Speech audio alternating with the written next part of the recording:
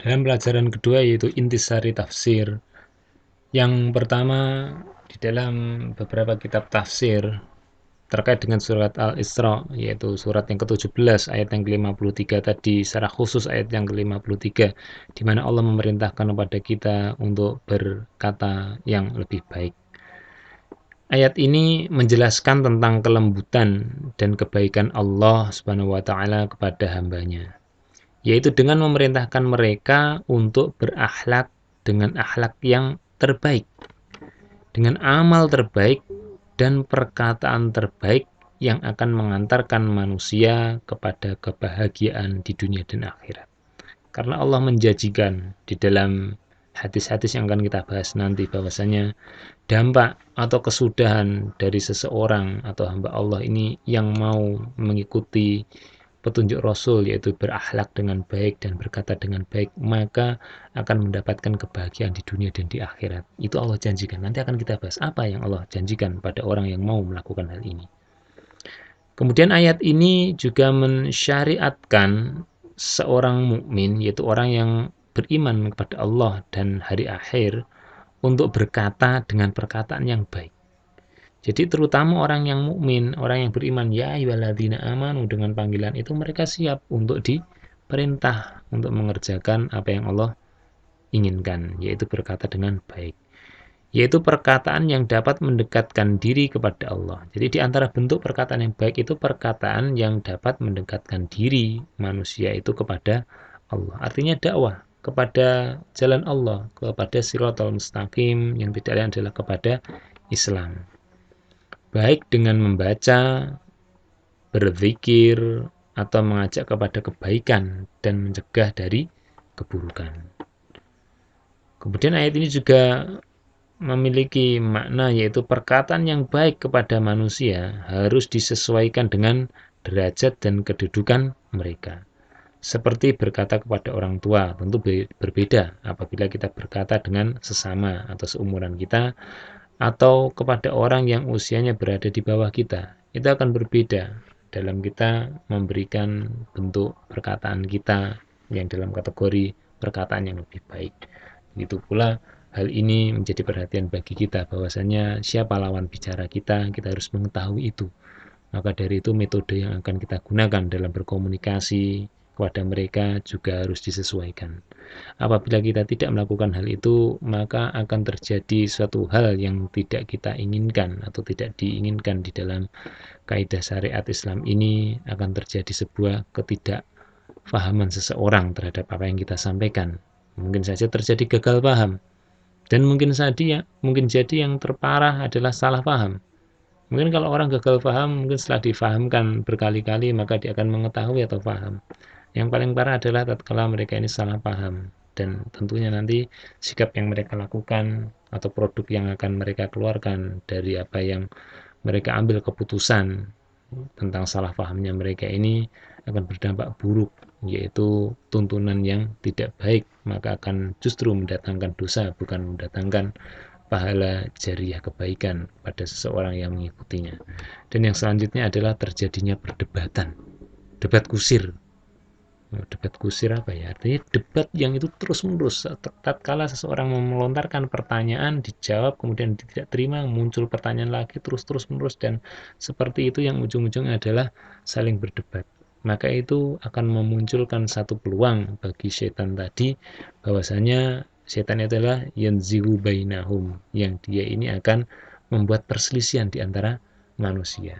Karena setan ini di dalam sebuah hadis disebutkan bahwasanya setan ini sudah putus asa terhadap orang-orang yang mau menyembah, beribadah kepada Allah agar berbalik menyembahnya, yaitu menyembah setan.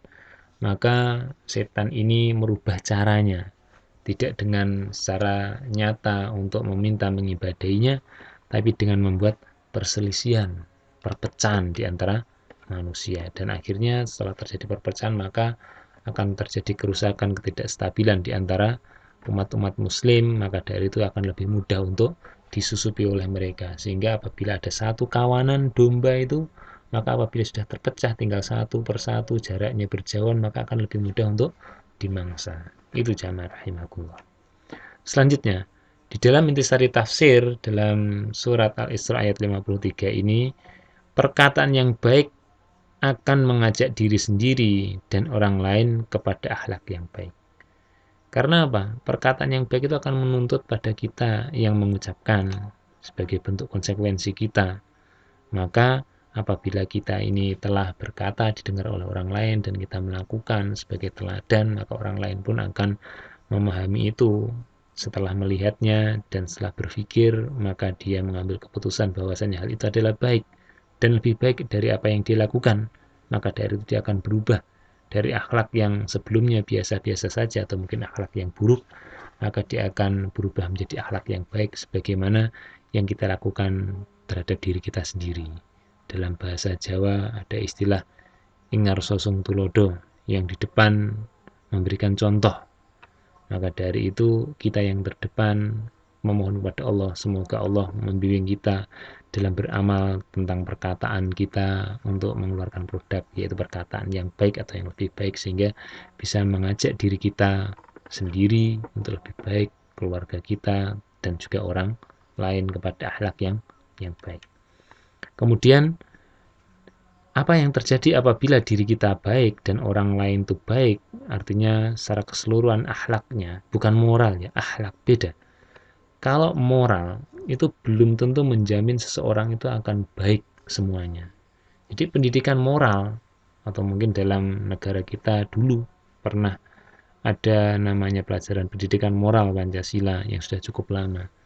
Maka apa hasilnya yang kita dapatkan? Orang-orang terdahulu yang telah terdidik dengan moral, dan moral, maka tidak sedikit dari mereka yang kita lihat dalam tampilan televisi, mereka ini menunjukkan suatu perbuatan yang tidak sepantasnya, baik dari segi profesi, dari segi ketinggian ilmu, dari segi mungkin status sosial dan sebagainya.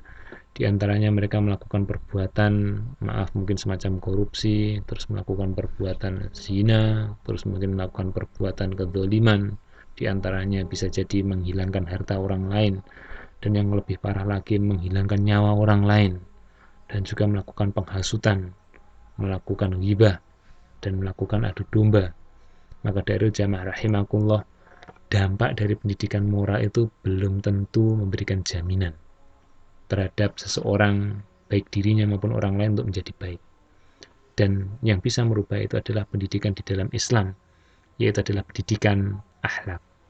Jadi yang terbaik bagi kita bahwasanya untuk merubah seseorang, baik dari skop yang lebih kecil dirinya kepada skop yang lebih luas, yaitu keluar dari bagian diri dan keluarganya, yaitu kepada masyarakat, baik secara lingkup lokal, regional, bahkan mungkin nasional, maka pilihannya adalah pendidikan akhlak, yaitu di dalam agama Islam ini. Karena apa? Kita memiliki teladan yang telah dijamin oleh Allah terkait dengan akhlaknya, yang insya Allah akan kita bahas nanti. Dengan demikian, apabila seseorang itu telah baik dirinya dan orang lain juga ikut baik akhlaknya, maka orang yang pandai menjaga lisannya akan mampu menjaga pergaulan dan menyelesaikan aneka permasalahan.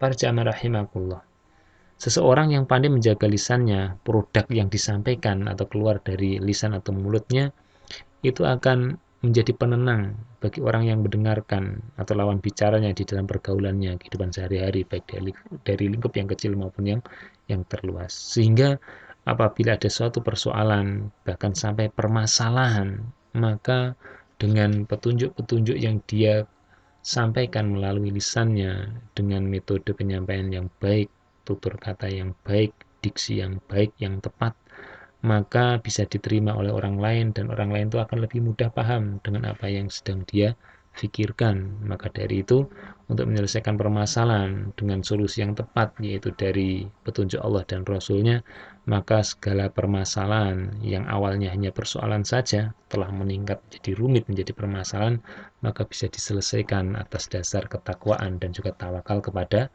Allah. Jamaah rahimakumullah. Selanjutnya, sesungguhnya setan yang dikatakan oleh Allah itu yanzigu bainahum itu akan selalu menghasut dan menimbulkan perselisihan di antara manusia. sehingga mengakibatkan lahirnya aneka kerusakan di muka bumi. Dengan terjadi perselisihan akan muncul suatu perbuatan yang perbuatan itu menjadi liar. Kenapa liar? Dikendalikan oleh hawa nafsu. Nah, sedangkan hawa nafsu itu ada yang mengendalikan dari luar, ada autopilotnya. Siapa? Ya tidak lain adalah setan. Allah mengatakan setan itu adalah alladzi yuwaswisu fi sudurinas. Setan adalah yang memberikan was-was fi di dalam sudur hatinya annas manusia. Nah, mereka di antaranya yang memberikan was-was itu minal jin nati wanas, dari kalangan jin maupun manusia. Nah, dari yang kalangan jin ini yang memberikan was-was dalam hati kecil manusia ini, sehingga apa yang dia kerjakan semua konteksnya atau acuannya adalah dari relativitas diri manusia masing-masing. Yang satu menginginkan A, yang satu menginginkan B, maka sikap yang muncul atau yang telah dilaksanakan dampak dari apa yang dia pikirkan yang telah dibumbui was-was oleh setan ini akan menghasilkan satu perbuatan yang tidak baik pula. Maka sesuatu yang tidak baik akan menimbulkan dampak kerusakan di muka bumi.